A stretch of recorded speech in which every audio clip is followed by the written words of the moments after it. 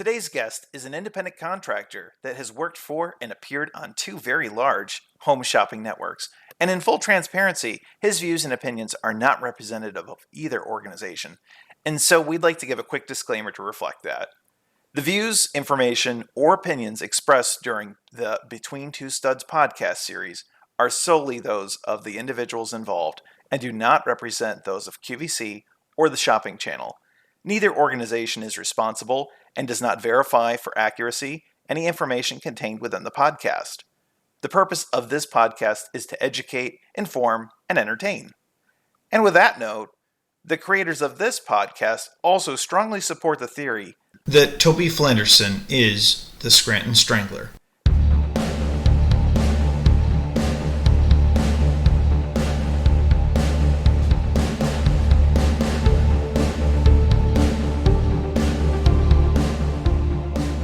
Hello, everyone, and welcome to Between Two Studs. I'm Alex Stud. And I'm Ron Stud. Ron, how you doing tonight? I'm doing pretty darn good. Yourself? Well, we've made it to episode 18, and we have a special guest. Ron, I have to ask you one question before our guest comes on. Are you in the market for electronics? How did you know? Well, okay, I'll give you the punchline. Regardless of whether you said yes or no to that question, I was going to say, if you can get to the end of this episode without buying electronics from our guest, that's an impressive feat. So, without further ado, our guest tonight, he will introduce himself. He'll tell us all about what's going on in his world. We have Justin Sochovka. How you doing tonight? I'm good, guys. Thanks so much for having me. I appreciate it. Well, no one else we'd rather have for episode 18. Ooh, episode 18. You know, my favorite number was 18 for a long time, so I feel like it was in the stars to be here tonight. That's awesome. We're happy to have you on. It's now number 2, but, you know, I'll take 18. Wait. How did your number change from 18 to 2? I don't know. I always loved the number 18. I actually played football at a certain point in my life, which is its own story. It's incredible. But I think I was the number 18, or maybe my brother was the number 18. I don't remember, but I just remember liking that number. And then I realized I was born on the second. I came in second place in everything. I never was the winner. So I was like, number 2, that's my number. First loser. There you go. First loser. Justin, get us going. How do you know us?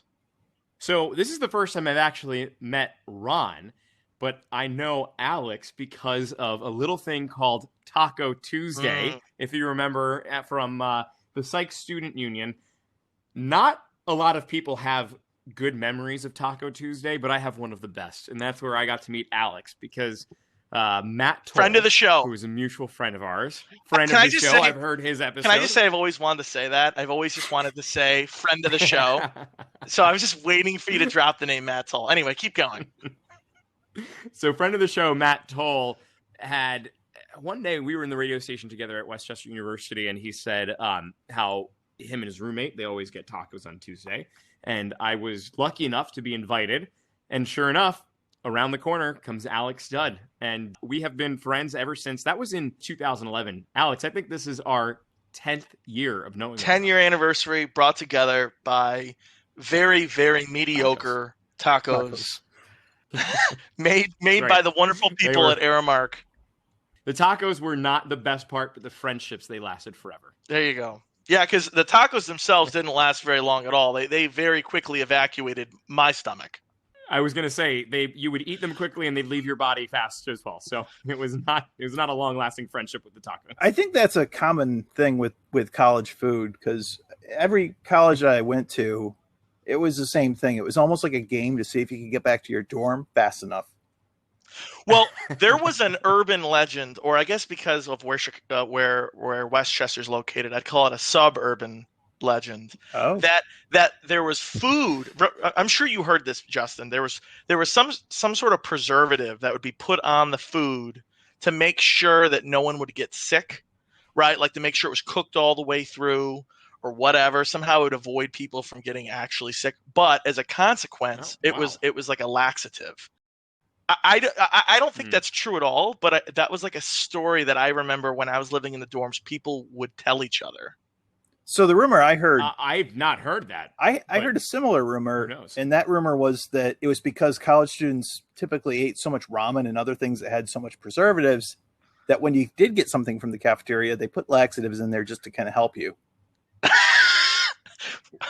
Also, you guys equally, have to do like an episode uncovering this. we There needs have to be some investigative episode. I was going to say 60 minutes. What are you up to right now? You know?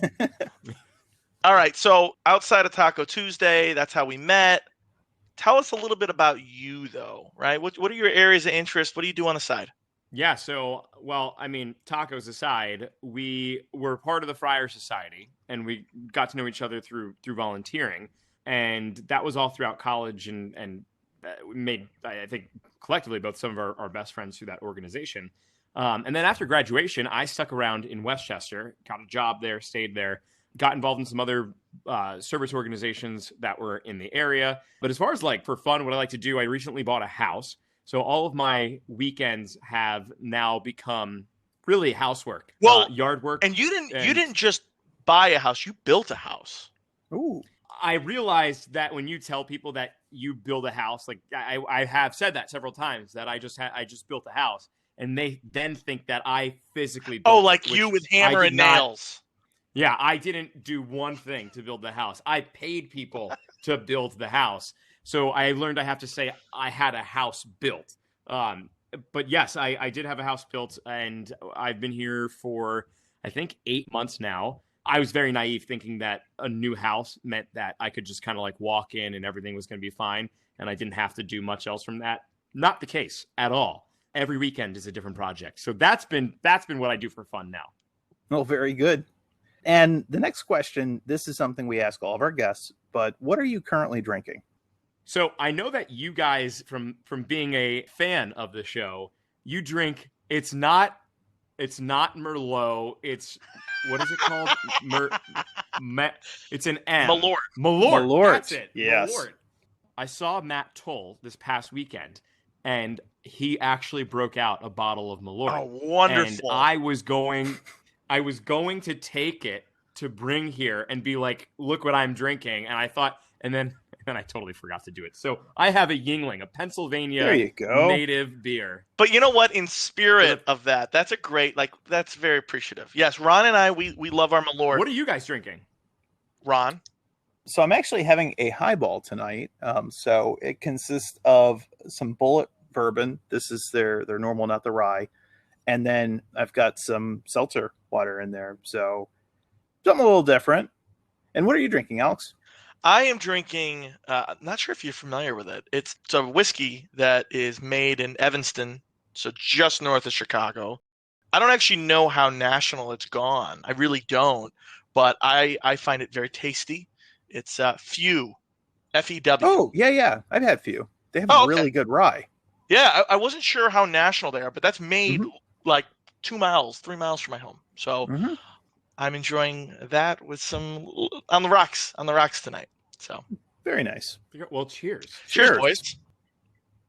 Juggy, this question, of all the questions that we ask, we've gotten the best responses. The most varied responses, I should say. Pick a piece of art. And you know the drill. You've listened to this. It doesn't have to be like a Picasso. It can be a song, can be a movie, can be anything. Piece of literature that reflects you or speaks to you in some way, and tell us about it. I have heard the show several times. I've heard several episodes, and I was nervous about this question with what should the answer be. And after some thought, Sunday afternoon on the island of La Grande Jatte by George Seurat is my answer. Now, do you know what that is? Do you know that painting? No, but by the number of words that you said that are unpronounceable by me, I assume it's impressive. Well, whether I said those words correctly or not is anybody's guess. I have no idea if I pronounced it correctly. But it's one of those, it's a painting of, it has to take place in like the 1815, 1860s. There's a whole bunch of people that are out at this park. You can see a pond in the background, and everyone's kind of doing their thing. And oh, wait, that's the one. I've always loved that's that. The one in Ferris Bueller's Day Off, right? It's very, very famous. It might be. I'm not sure. Where it's pointillism, where like you go up and it's just points and dots, but when you back up, you can see it. Exactly. Yeah. Exactly. That's it. And that, Ron, is the reason why I would say that this describes me, is because I am involved in so many little things, and kind of like that painting, when you go up close, you could see a lot of little individual things, but when you pull back, you see that it all comes together. So a lot of what I do with the businesses that I own, the organizations that I've been involved in, I'm involved with them in their own small way, but then when you pull it all back, it all ties together for what is like, the main goal of what I try and achieve. And so that is the painting that I think sticks out the best and best parallels to what my life is. I love it. It like weaves an intricate tapestry about what your life is from all the different points and parts of who you are. That's really cool. So you're saying the painting's a little chaotic. So you're saying I need to be like socially distant from you in order to get the full picture. That's probably the best rule of thumb. Yeah. If I go back too far away, if I go back too far, though, I won't see you. Sorry, that was the height joke. So just stand at the right amount. That was a good height joke. So I'm 5'5", but legally on my ID I'm 5'4". And and I remember I went to the DMV. They asked me to look at everything, and they said, "Is this all right? And is everything correct?" And I said, "No, actually, my height is 5'5". I'm not 5'4". And the guy goes, "Oh, it doesn't matter." And he hit the enter button. And in that moment, I was like, "You have no idea." Right, that inch is a big deal. Matters. Yeah, absolutely, especially when you're this short. And so my brothers now, when someone will say to me like, "How tall are you?" I'll say 5'5". And they'll then be like, "Prove it." Tell him to take out his license. Yeah, ask him to prove it. He's not. Wow, assholes. Yeah, that's awesome. But I'm 5'5". I believe you, and you're not going to have to prove it with your license. Thank you, Ron. I believe you. Thank you. All right, so Justin, you have completed the Ember round. How does it feel? Ooh. All right, I made it past that. I'm ready to go for the real question now. Justin, when I first met you, you talked about Taco Tuesday. But then, I saw you and Matt really taking Westchester by storm, and you launched this like local television thing that you called WCU Weekly. And I was just convinced you were going to graduate and go into local news. And then you were going to spend the next 20 years doing what every newscaster has to do, which is you're hopping from city to city until you eventually make it into like a top 5 market. And I really thought that was going to be you, but instead you totally, in my mind, took a huge pivot in a good way. But now you sell millions of dollars worth of IT equipment and IT products on shopping networks. How did that happen? Yeah, kind of crazy how it all started and how everything all worked out. But you're right. I too thought that I was going to be spending 20 years going market to market in news, be reporting on the year's corn growth in Iowa, and then go over. You were going to start somewhere Texas in Elmira, right, and then work your way up. Just like Matt Toll, go to Elmira, New York, move on over to another station, and yeah, I mean that's when you want to be on television. That's where you get your start. You go into news markets where, and I know Matt talked about this when he was on the episode. You make nothing. I mean, you have to go get second jobs in order to literally pay the bills, and you work horrible hours, but you do it because you just love and are passionate for the industry. And so I was totally convinced that that's what was going to happen. While I was going to Westchester, in the background, there was a home shopping network by the name of QVC that was down the road, literally 10 minutes away. And I was always going to the live audience events that were there. Because for me, it was like, okay, here's this national network. It's national television in 110 million homes, and it's 10 minutes from where my dorm room is. How could I not go? So I would go and I'd watch. When you applied to Westchester University, because you're from the Scranton area originally, did you did knowing that QVC was headquartered in Westchester have any influence on the university that you chose? Nope, not at all. What had the influence on there was that 92.5 XTU, the country station, and one of the biggest country stations in the world, was down the road. Because I wanted to become a radio DJ. Like, I thought that's what I was going to do with my life. That's where the money is, being on the radio. Well, I mean, let's go back in time. In 2010, there was some money in that. That has since changed. And I did actually eventually make my way to XTU.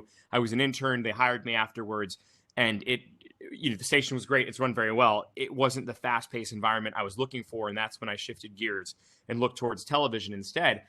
With QVC, always going there and home shopping in general fascinated me because it mixes national television and it mixes selling together, and it's business. And you have these amazing entrepreneurs that come into these networks day in and day out that put everything on the line to present and to pitch their products on a national stage. And I've been incredibly fortunate that a lot of people have trusted me to present their idea, to present their product, to present their life's work in a segment to make sales for them. And I'm talking about people who have put it all on the line, who have taken out second mortgages in order to fulfill purchase orders for retailers, who have gone out sold product outside of the trunk of their car up until the point where they were able to make their way into this opportunity. They have one shot to go on air, and they pick me to go on air and present for them. So it was really a complete turn from local news, but I'm obsessed with it. Didn't think I was going to be, didn't think this was the route I was going to take. I just fell absolutely in love with the business end of it, and the side that I get to be on television and connect with the customer and sell and present these new products is just the icing on the cake. It's awesome. What is it like regularly being on national television? And, I guess a bit of a side question with that too is, does the world of home shopping kind of have the same critics in the way that traditional TV, radio, and film does? So what is it like being on national television? Just like any other day. I mean, there's nothing really overly special about it. It's a job. You go on and you get to present. For me, the most important thing is giving a good presentation to the people that are trusting me to do that. The fun part of it is when you get to connect with the customers, which, if local news, you have the quote unquote local celebrity, right? You probably know of the newscasters from where you grew up, and maybe you ran into them before at a bar, or maybe you ran into them at a restaurant, and you the person that's sitting next to you, oh my gosh, I think that's Yuki Washington. And yes, it's Yuki Washington. That's right there. There's Jim Gardner. That's a really cool, fun little thing to do. With national television, though, while you appear nationally, people don't know who I am walking around anywhere. I mean, that has happened very, very rarely, but it's not like it's happening every day, where on the local side of things, everybody, you talk about your neighborhood. It's very focused on that. It's part of your community. This is a little bit of a different side of things. So when you present on national television and do what I do, I'm there to present the product. I happen to be on television doing it, but it's just like any other. It's really just like any other job. You come to work, you talk about stuff, and you leave, and that's it. It just happens that it's a lot of people watching. Well, and what's interesting about that, actually, I was just thinking as you were speaking that, a lot of people in the Philadelphia area probably have no idea that QVC is headquartered in Westchester, Pennsylvania. So even if they did recognize you, I would think they'd get, well, that can't be Justin, the IT guy on QVC. That can't be. Well, what's funny is so many people in the Philadelphia area, pretty much everybody knows somebody who's on home shopping in Philadelphia area, because there's a lot of people that go on there, and it's somebody's neighbor, or it's somebody's cousin, it's somebody's aunt. There's a lot of affiliation. When you step outside of that area and you say that QVC is based in Westchester, Pennsylvania, people are like, oh, I thought that was Los Angeles, or I thought they would think that it's where TV happens. Mm-hmm. And then, Ron, to your question earlier of how does home shopping compete with all the other television that's out there? I mean, there's not an award show for home shopping. There's a lot of award shows with TV. That's an injustice, man. That doesn't exist. No. And I've heard many arguments from people backstage who have said that there should be. And it's fun. It's entertaining. People love to tune in for the relationships that they make with the presenters that are on air and the customers that are there. There's definitely that back and forth between the presenter and the customer through social media that you get to create. And you are entertaining people for sure. You want people to stay tuned in to what it is that you're presenting. And then there's a trust, right? There's a trust associated. If Justin is promoting this, I believe there should absolutely be an award show of some type. And off the top of my head, I was thinking home shopping. Why not call it the homies? Like The homies. Justin Sochovka won a homie. I could see that. Only if you guys get the rights to broadcast it. Ooh. That's where the money is. I don't know. You guys can do I could it. see that. No, like, We'll make it happen. considering we have like award ceremonies for the award shows, like, my goodness, why don't we have the homies? We should absolutely have the homies. And, So- and Justin, you win. If we were to give an award out, You get an honorary You're our- homie just for you get a homie from us. yeah.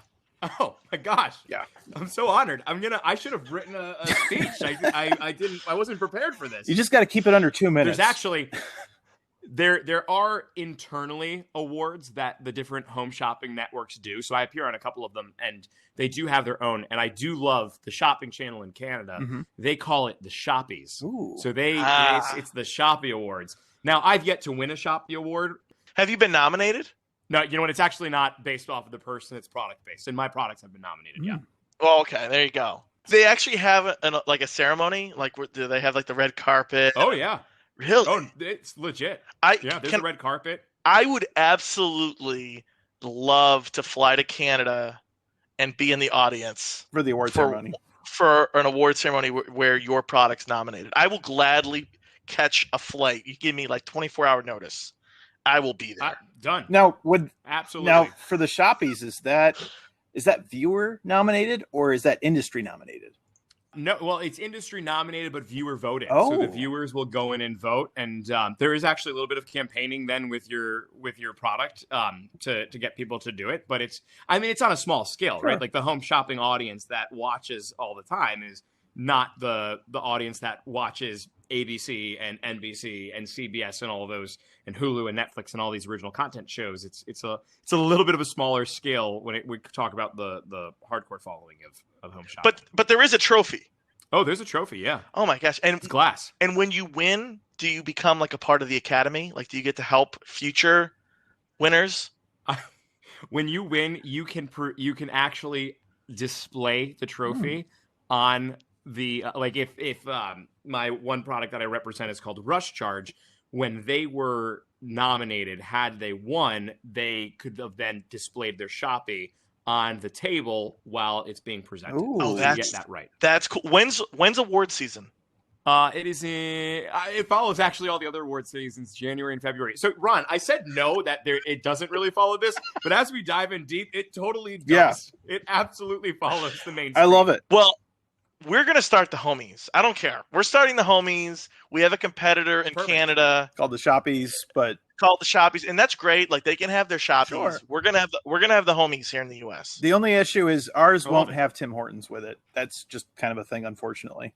Ooh. I wish. I think if we try hard enough, we can get them as a sponsor. Listen, I love me some double doubles. Tim Tims. Get some Timbits. I love get some Timmy's. Timbits, and we'll be all set. I was going to Canada before the pandemic about every 10 to 14 days for work for 3 years straight. And every single trip I don't know if I say smuggle in, but I don't know if it's really smuggling in. I would go to Tim Hortons and buy their K-Cups because you can't get it here. Yeah. And every Now trip, you can on I would bring them Amazon. back. Just so you know, Well, that would have been a lot easier than what I did because I was trying to you were sneak them into the country. smuggling. Yeah.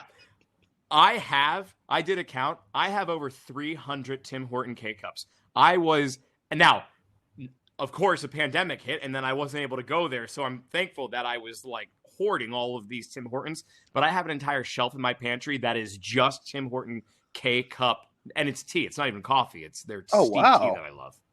Yeah. Now, we're going to have to take a little bit of a sidetrack here because, Alex, I know you know what Tim Hortons is.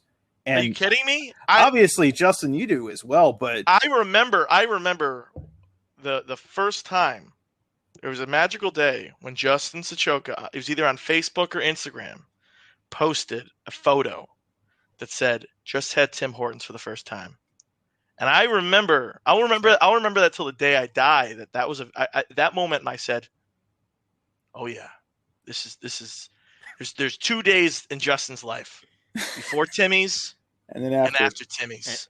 So let's dive into There's no that a doubt. little bit because I got to imagine I've been surprised. We keep picking up listeners all over the world, but Tim Hortons isn't exactly maybe well known outside of North America, and even in North America, I don't think most Americans even know what Tim Hortons is. What is it? So Tim Hortons is a small coffee shop and donut shop that's in Canada that people go crazy for. And I never really understood it.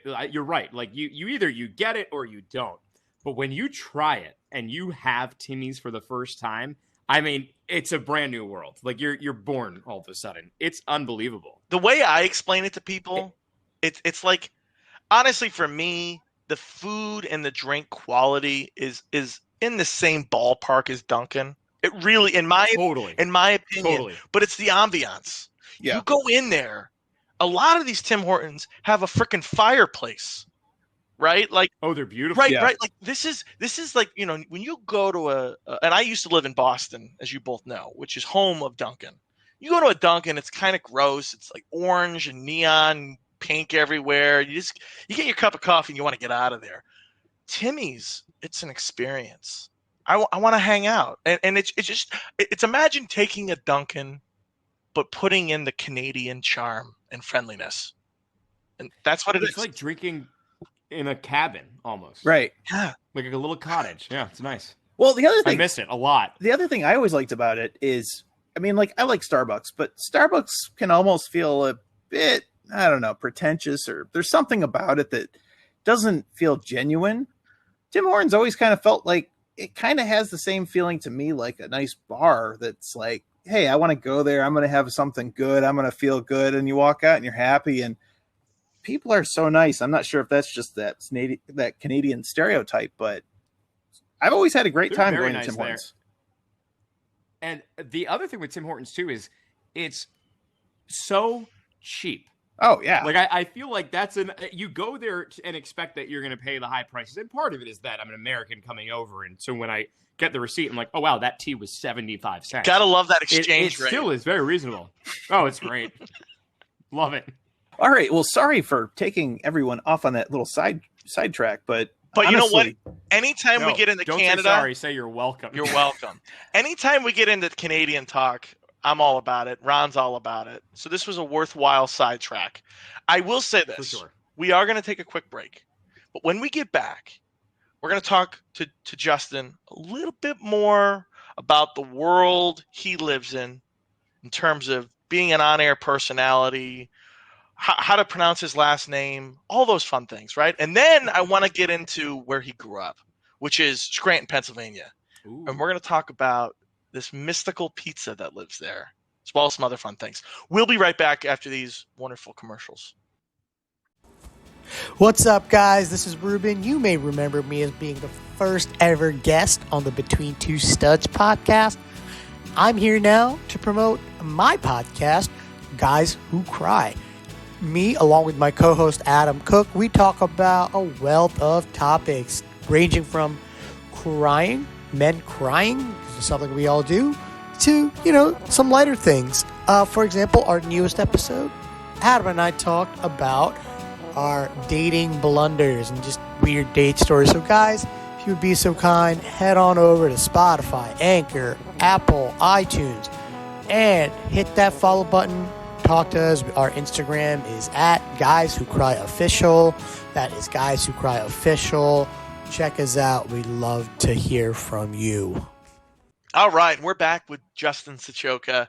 Justin, we were just talking about kind of your career, how you've become this on-air personality, partnering with really cool people who are leveraging you to communicate their product to the world. And that is awesome. I'm actually really curious though, how do you identify yourself as, like, from a career standpoint? I mean, are you a salesman? Are you a media personality? Are you a tech enthusiast? Are you an Apple fanboy? What are you? Can I answer all the above? Because it is a little bit all the above. So Apple fanboy, let's start there. Diehard fan of Apple products, always have been. I know anytime I talk really- about Android, he gets really upset with me.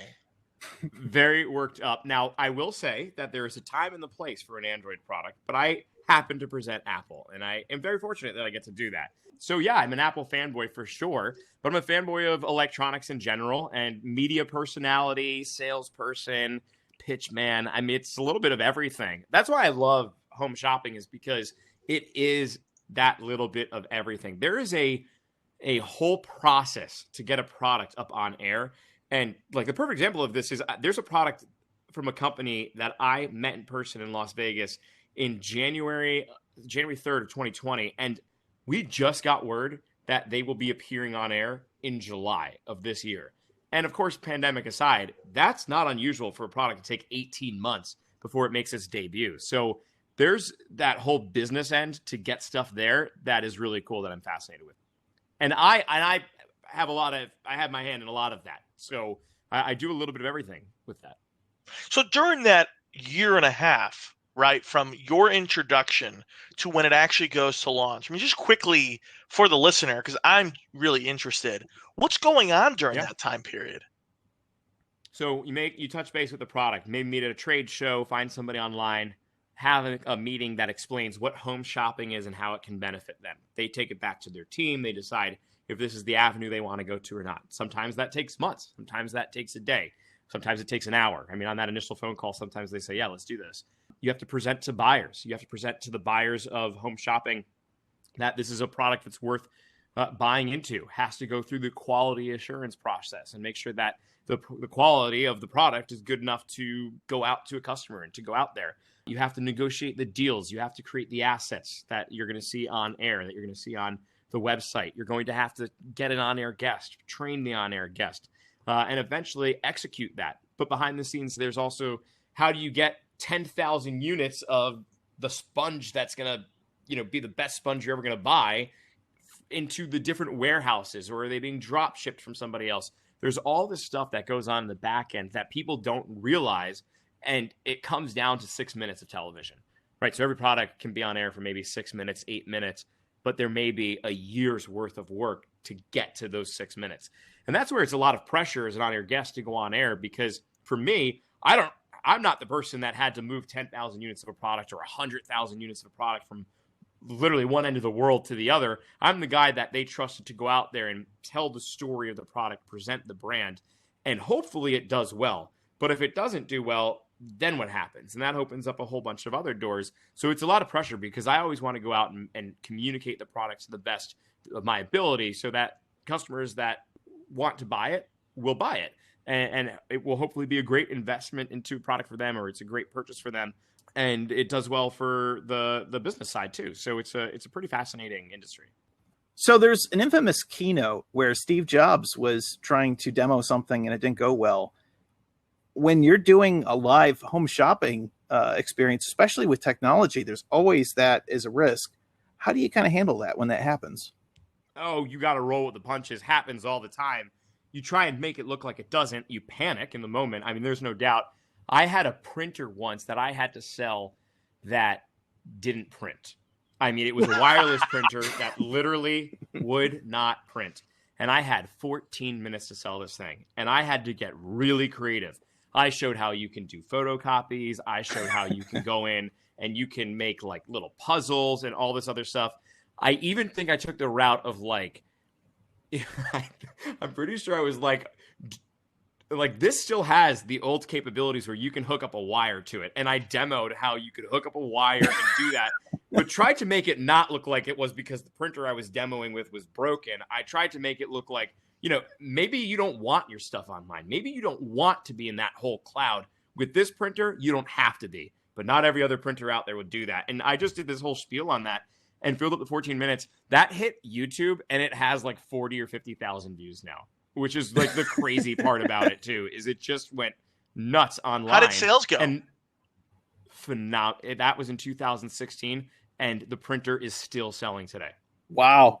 Phenomenal. See, you would have handled it a lot better than me. What I would have done, Justin, had I been on that, I would have started kicking it, and I would have said, PC load letter, what the fuck does that mean? That's from Office Space, if little plug. But that's crazy. So you mentioned you might get 6 minutes. So yeah. If for whatever reason it doesn't sell well, I mean, that could be it. Like, no more, you're not getting on again, like, you're done. Yeah, have you ever seen the movie Joy? No.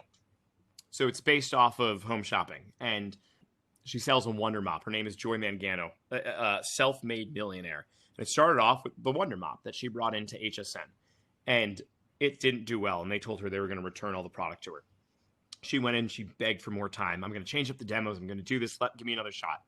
She ended up getting another shot, and it did really well. And went on to sell millions of, not dollars, millions of units. I mean, it may have even been $1 billion. I don't know, hundreds of millions.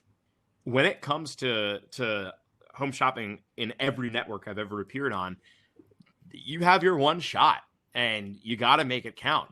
And so you've got to do all that you can to best prepare for that opportunity. And once you go on air and that red light hits, like, it's go time. And that's where, for me as the presenter, it's where it all falls down to. And all that hard work that happened, it's like, let's do this. Let's launch the brand. Let's launch the product. Let's convince people why they need to purchase this and explain it to them and best present it. And so it's really interesting, the business side of it, because sometimes it doesn't go well. And then there's the whole process of what happens to that inventory and where does it go and what were the agreements beforehand. And so there's a lot of ups and downs when it comes to home shopping. There's some really, really amazing days, and there's some hard days as well. Off stage, while you're pitching, do you have the inventor or creator watching you? Because to me, I would think that would be almost as nerve-wracking as speaking in front of millions of people. Yeah. So when I'm actually pitching the product, when I was in studio, no, they were never there next to me, but they were in the room next door a lot of the times. And not only are they in the room next door, I mean, a lot of these people, they flew in from whatever town. I'm in tech, so a lot of them fly in from California, halfway across the entire country in order to get there.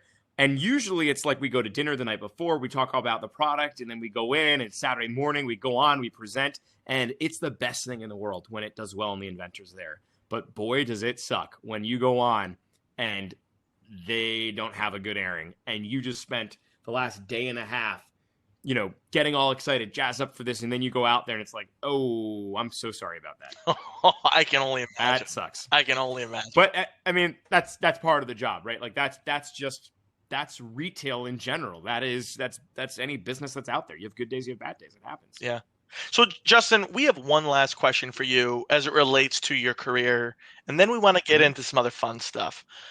I guess what I found really interesting was when your brand, I mean, we jokingly talked earlier about whether you're a salesman or an Apple fanboy, but you do have a brand, right? You are Justin Sochovka.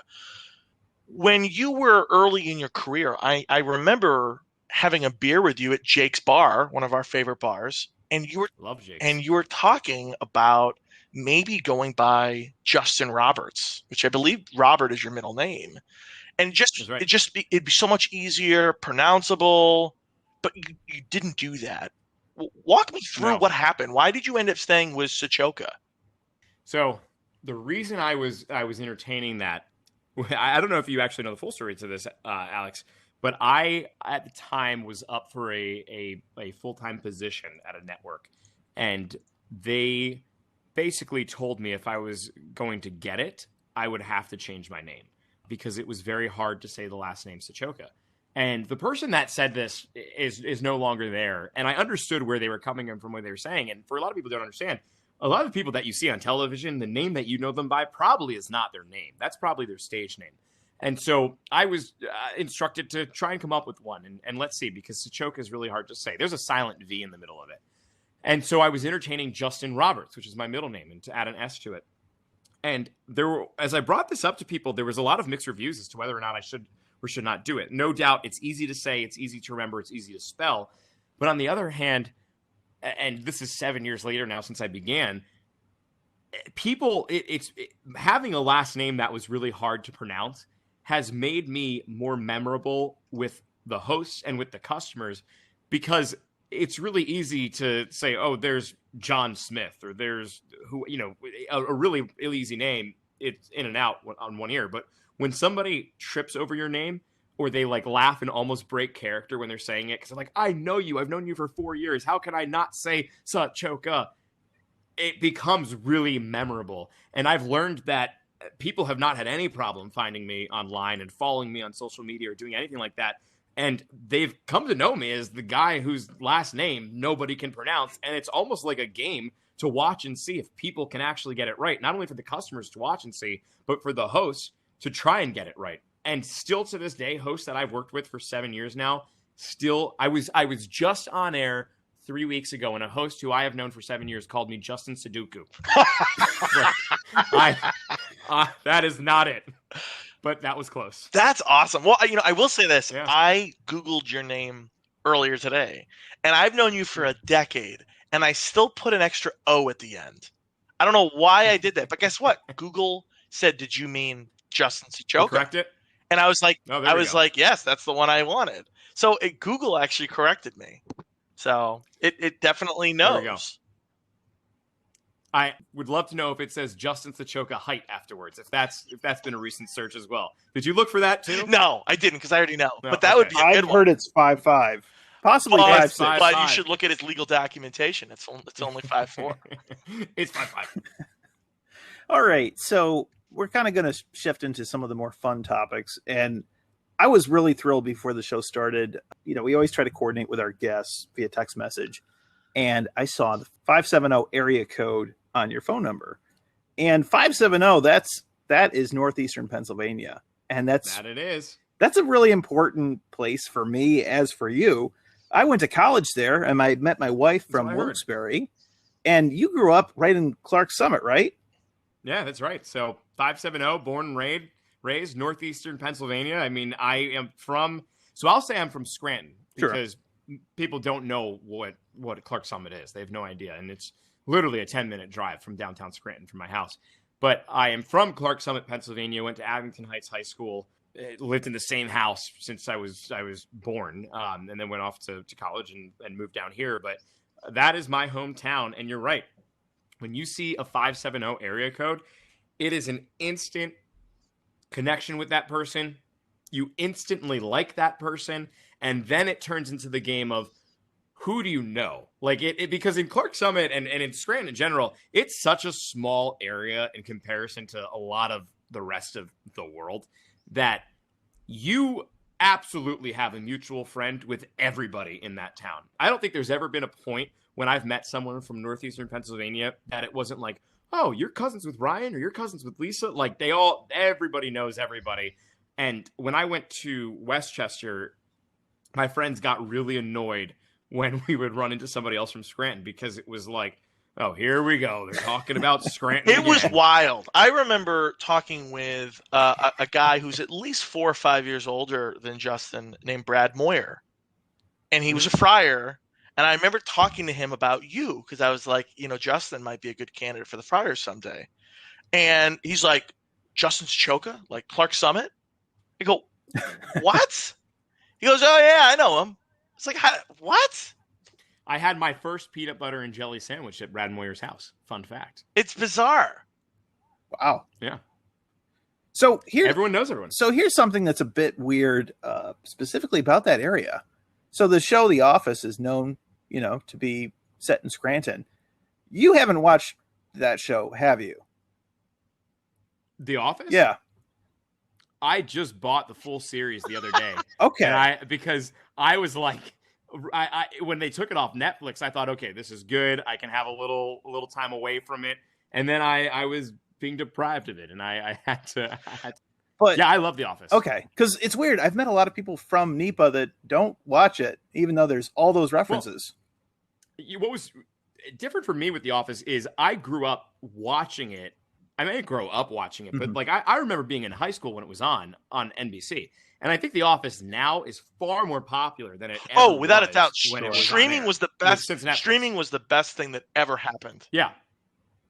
But throughout going to high school, it was on. And I've met the entire cast. They would fly them out to Scranton every month to the Steamtown Mall for meet and greet. So I have pictures with every single one of them. They had the Office convention. And not only that, they also had all the props on the show are from Scranton.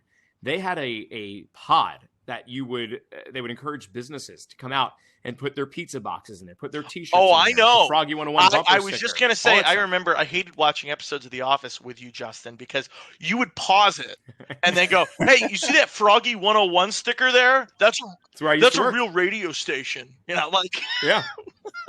It was so cool that they did that. Everything was so authentic. The stickers on and the magnets on the fridge were all businesses, and like my friends' family's businesses. Burnetti's Pizza, they talk about at one point.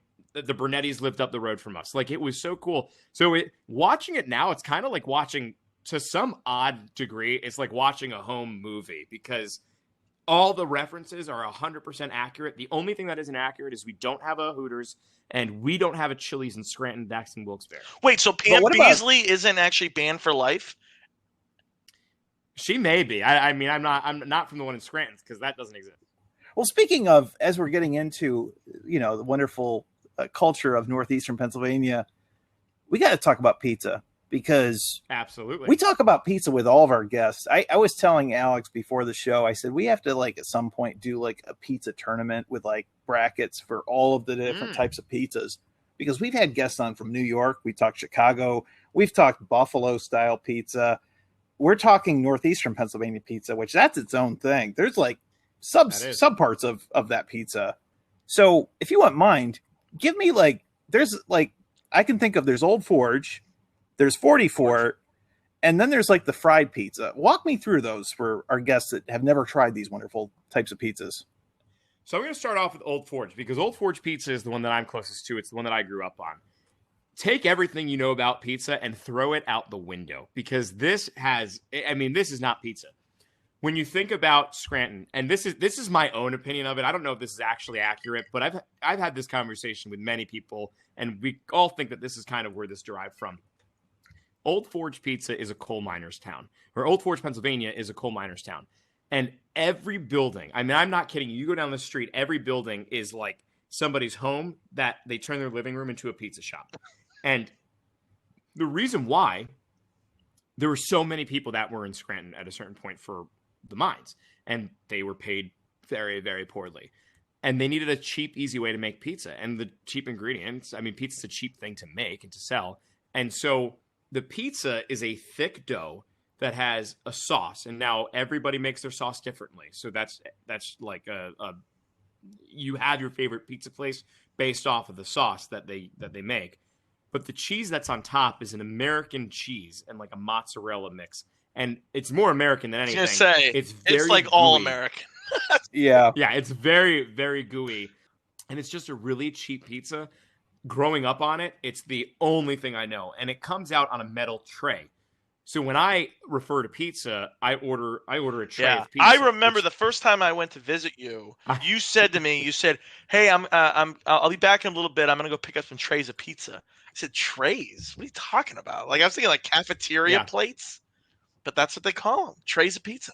Trays of pizza. And I never knew that was a weird thing until I went to college. And I made a bet it was my roommate and his friends, because I said, "Oh, you guys want to get some trays of pizza?" And they were like, "What?" I said, "Trays of pizza. Do you want to get that?" And they're like, "What are you talking about?" I was like, "Pizza. Do you want pizza?" Like, no, what was the word before that? And I said, "Trays." And so I was like, "No, that's what everybody says. I'll prove it." So I called up like Papa John's or Domino's or something. And I said, "Hey, can I get some trays of pizza? I'll take 3 of them." And the guy was like, "We don't have that here." "Can I get trays of pizza, please?" And I realized, I was like, "Oh no, I'm in the wrong. That was totally wrong here." Now, yeah, so when it comes to that style, like I've been to a few places in Old Forge. What's your go-to there? Ravello's. Okay. Absolutely Ravello's. Our Caro and Janelle's is across the street and people love it.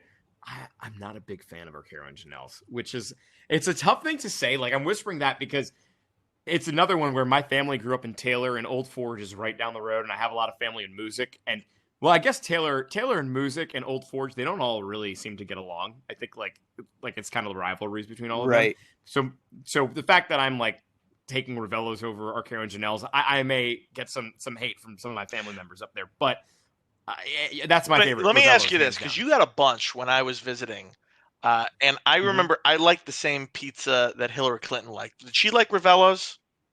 She was a Ravello's fan. So that's the one I liked. And so Hillary Clinton, big fan of Ravello's. Donald Trump was there not too long ago, and he went to Arcaro and Janelle's. I see. I see. And politicians stop into Old Forge to get pizza all the time. They're always there. I mean, Joe Biden's from Scranton, too. So Right. He's He has also to. another one that. Now, when you say from, he was literally born there, but his entire life, his entire career was in Delaware. Yeah, I may have.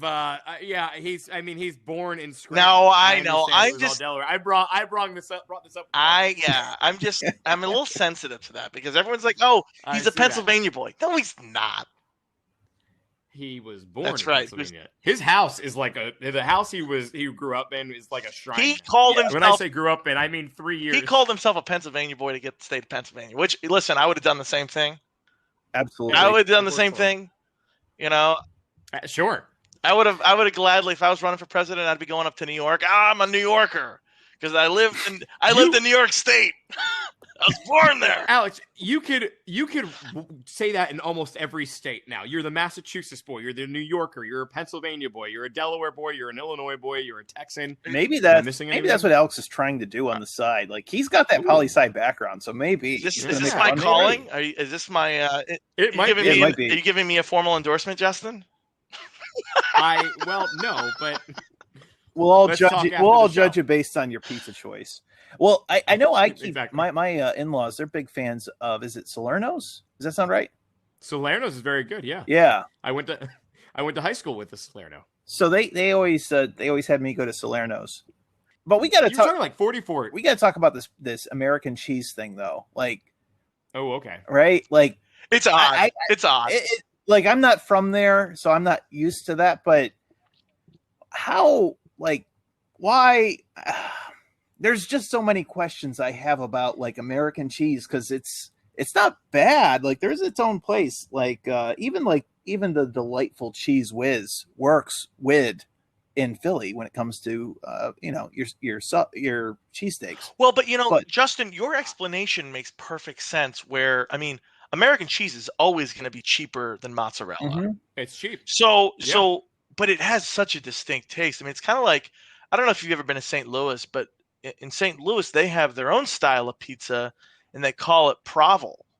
And it's sort of this like, St. Louis style pizza. You can look it up. It's, it kind of has this like provolone cheddar topping and it's also bizarre. It's bizarre. Yeah. And it's like slaps you in the face because you said it exactly right, Justin. Like the first thing you need to do is recognize that like throw everything out about pizza that you know. And if you do that, then you can accept it and like it for what it is. But if you're comparing it to like a traditional New York City thin crust mozzarella, like you're gonna hate it. You're gonna hate it.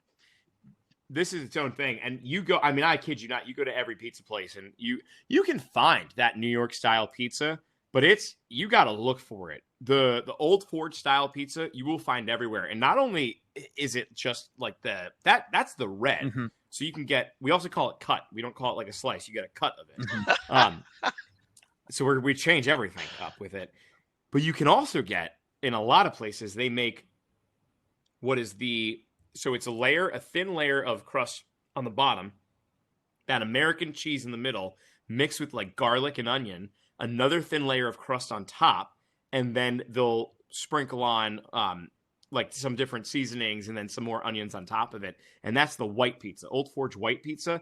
That also is its own thing. But it's basically if you melted a block of cheese of American cheese, I'm talking like an inch thick, and you bit into that is the white style Old Forge pizza, and it's I'm just imagining like I'm imagining someone like melting Velveeta cheese on top of pizza. You know what? I don't think they've thought of that yet, but we can pitch the idea and they may someone will do it. Yeah. Well, now it's interesting too that you mentioned this, and it's not something I've really ever put together before, but I think it's probably true. Even of the different styles that we're kind of mentioning, every time I go there and I get pizza, it's like toppings aren't really a big thing. It's like you kind of just get it. It's with onions or without onions, but it's not like it's not like in the other places where it's like, oh, I want the mushrooms, I want the anchovies, I want all this. It's just you either want the pepperoni or the onions or you don't want onions. It's kind of how I've kind of seen it correct me if I'm wrong. You go to Ravello's Pizza in Old Forge, and your options are: do you want red pizza? Do you want white pizza? Do you want 6 cuts, or do you want a tray? Right. Justin, That's do you it. think that's just because of the origin of you were appealing to poor people who were working the mines and they couldn't afford the meat? Yeah, I think so. I mean, my grandpa, he passed away in 2015, but he grew up in this area his entire life. And talking to him about what life was like growing up there, I mean, his family lived dirt poor. And he was one of like 11 kids, and it's a very heavy Catholic area. The families are very large that are there, and there's a lot of mouths to feed. So it's really cheap to bring in pizza. That's also the other thing too, is like it's filling. You have 1 or 2 slices of this, you're full. Like you could bring in a tray of pizza and feed your family of 5, and everyone's done. And you can do it for $10. Like that's maybe those are like a little bit older prices, maybe like $15, but still, it's relatively cheap to buy that and have 5 people be full after eating it. That's a pretty economical pizza. Wait, so what's this other pizza? You mentioned 44? Well, there's 44. 44. Yep. What is that? So I've not actually had 44 pizza. But I know it's similar to the Old Forge style, I think, right? Okay, so they're probably just their own version of it. There is the deep fried pizza, Right?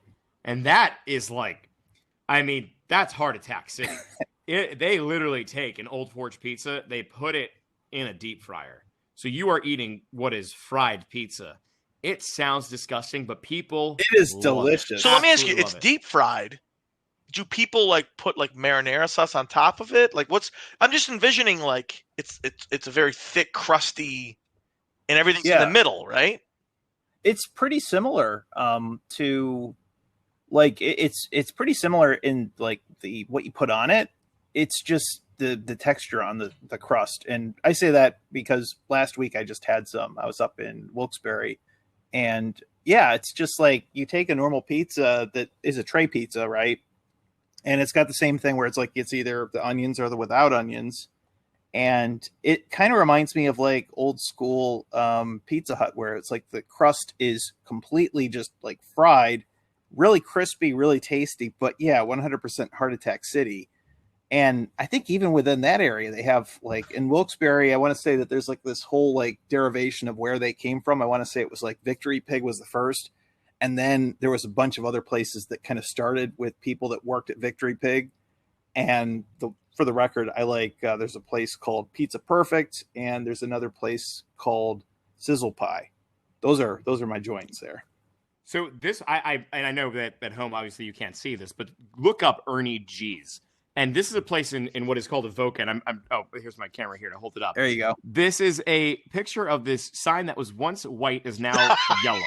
It's red text that it says Ernie G's Pub and Eatery on the bottom. It has a picture of a man in a tuxedo who has, I mean, this guy. Well, I was gonna say if that sign, by the way, for us is like pretty bright yellow. If that was originally white, it's this old man. That guy's been dead for 30 years.